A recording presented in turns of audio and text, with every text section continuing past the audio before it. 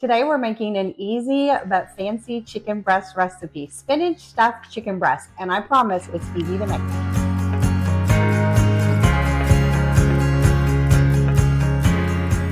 Hi, my name's Christina. I'm with eatingonadime.com. Welcome to my sister Carrie's kitchen. My sister Carrie and I are on a mission to teach real families how to make real food at home while saving money.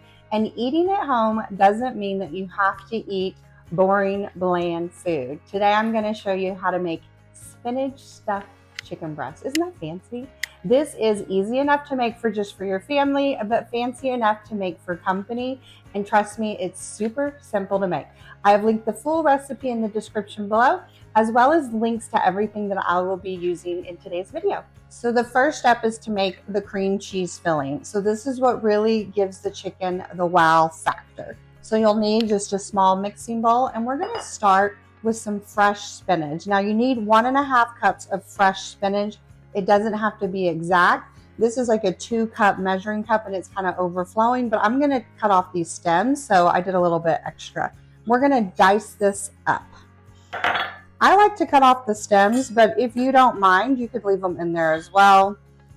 I'm just going to kind of run through these and get the stems off, and then we're going to dice it up finely and add it to this mixing bowl.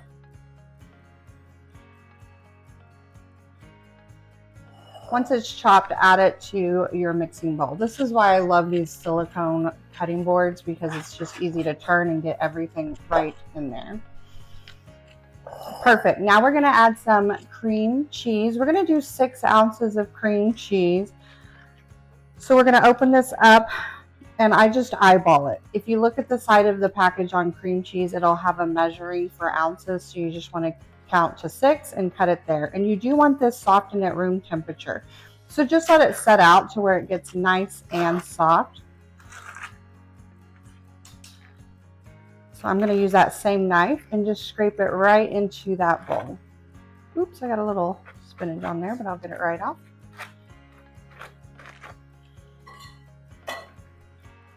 Boop. Perfect. Now we are going to add in 1/4 cup of grated Parmesan cheese and then some minced garlic.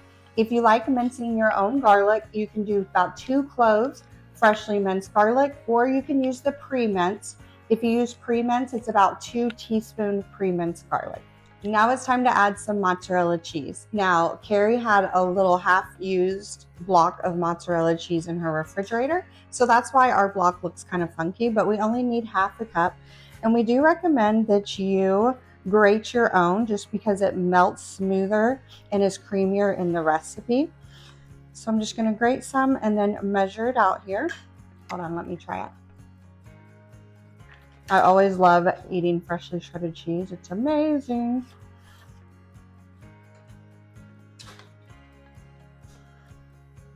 Sorry, this is crumbly. That's okay. It can crumble all at once, as long as it melts and is creamy. All right, then we're going to add this to our mixing bowl as well. Now we're going to mix all the ingredients together to make the cheese filling. So I do recommend that you use like a sturdy plastic spoon or a wooden spoon, just because this is not like a creamy mixture, it's a thick mixture. And it's okay if you kind of have to just press that cheese in the side to get it to kind of all mixed together, and that's perfectly normal. But don't worry, we're going to stuff this in the middle of the chicken, so it doesn't have to be pretty. We just want it to be somewhat combined. So you can see how it's clumping up, and that's fine. Just take the side of your spoon and kind of push it against the edge of the bowl, and that's going to really work that spinach into the cream cheese. And you can see there, that's how it's really going to get it combined. Now preheat the oven to 425 degrees Fahrenheit. Now it's time to stuff the chicken. So today we're using boneless, skinless chicken breast, and we're going to cut a pocket into the chicken. So what we're going to do is cut it lengthwise, but just cut it kind of in this area. You don't want to cut through here or here to make a pocket on that side of the chicken. So I hold it flat with one hand, and then just be real gentle with that knife. Make sure it does not go all the way through. And this is going to help that cheese filling stay in the chicken. Sometimes we'll show you up close in a minute. Don't worry. So if you're intimidated, don't worry. You can pull it up, make sure you get it nice and through, and you're just wanting to do like a nice pocket for that cheese filling. So I want to show you guys up close on this one. So this is what we're not cutting through, this kind of like edge to make like a pita pocket, if you will. Just use the tip of your knife to make sure it doesn't go all the way through. And you're wanting to cut it in half long ways, but not all the way in half, just to make a little pocket. You can kind of see. And then if you're like, oh, I want to go further, you can open it up and then just gently cut it further from there. So it should look kind of like a mouth, so you can make it talk like, I want some spinach, I want some cream cheese. Okay, so now it's time to stuff it. So this, you just want to eyeball about a 6 of it, because this stuffing makes 6 chicken breasts. So just get a spoon and spread it in the inside of that chicken. Look how good it looks. Woo. And then just fold that chicken over, because we want it to stay inside that chicken breast. Okay, so here it is up close. Just take that spoon and kind of scoop it in there. You want enough to be able to taste it, but not so much that it's going to come out when you cook it. Perfect. Now that they're stuffed, we're going to seal it together with some toothpicks. So we're going to weave them kind of like sewing. So to weave it just to keep the edges sealed while it's cooking, just kind of press it in and then press it back up. And then try to get it as flat as possible. And then I just take my finger and kind of wipe off the extra filling, because that will burn. I like to do about 2 per breast just to make sure it stays nice and sealed while it's cooking. Heat a large cast iron skillet or iron or oven safe pan over medium-high heat and add a little olive oil to the pan. Now we are cooking 6 chicken breasts, so you may have to cook in batches based on the size of your skillet. I'm going to do mine in 2 batches. We're going to brown it and finish in the oven. So you can do this 2 ways. You can use the same pan for browning and baking, which is what I'm going to do today. Or you can always brown in one pan and bake in another and transfer them. It's completely up to you. Once the pan is nice and hot, add your prepared chicken into the pan. Hear that sizzle? Now it's fine to leave the toothpicks in while we're cooking, so don't stress about that. And be really careful when adding to the hot pan. We're going to let this cook on each side to get nice and brown for about 3 to 5 minutes. We're going to season this chicken. Since I'm doing in batches, we're just going to do a half a teaspoon on this 3 and save the other half for the other 3 chicken breasts of salt. We're going to do a half a teaspoon of black pepper.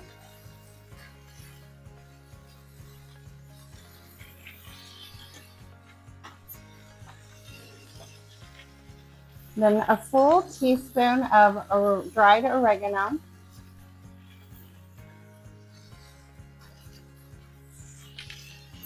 And then 1/4 teaspoon of dried thyme leaves.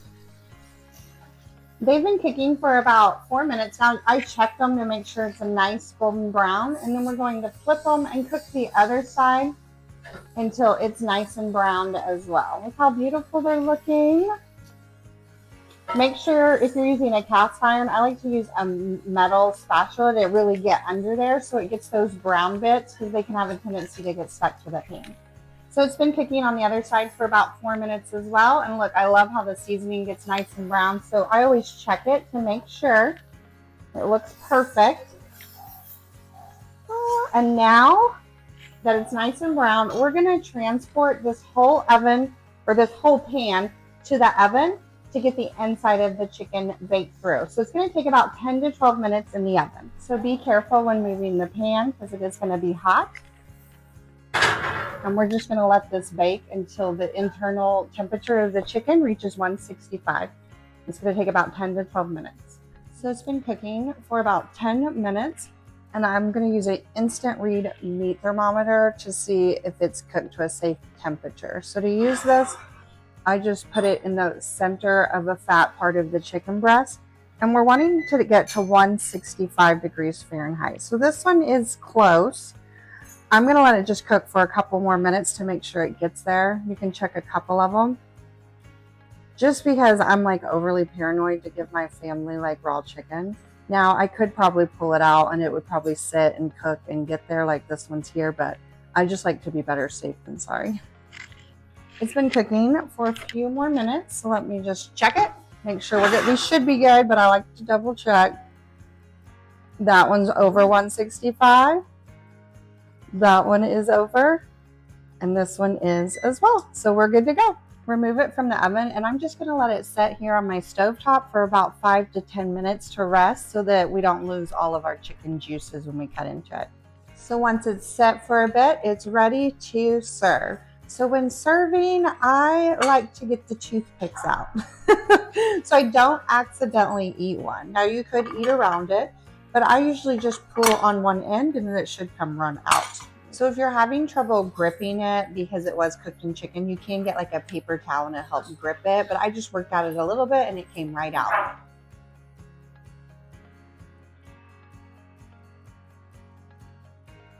Now it's time to taste test it. I cannot wait. The filling in there, it looks amazing. It's awesome.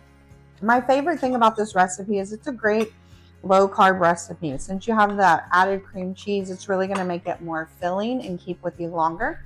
All right, time for the ultimate test. So good. I love it. And it wasn't hard to make at all. Friends, remember, dinner does not have to be hard to be fancy. It can be fancy and still easy. I hope you try out our new spinach stuffed chicken recipe. And then once you try it out, go to the recipe itself on our website, eatingonadime.com, and leave us a comment and review because we love hearing from you guys. And that's the quickest way to hear from us or to hear from you, and the quickest and the easiest way to support us. All right, friends, I got some chicken to eat. Do not forget to like and subscribe so that you never miss one of our easy recipes. And I will see you guys next time in my sister's kitchen. Bye, friends. Have a great day.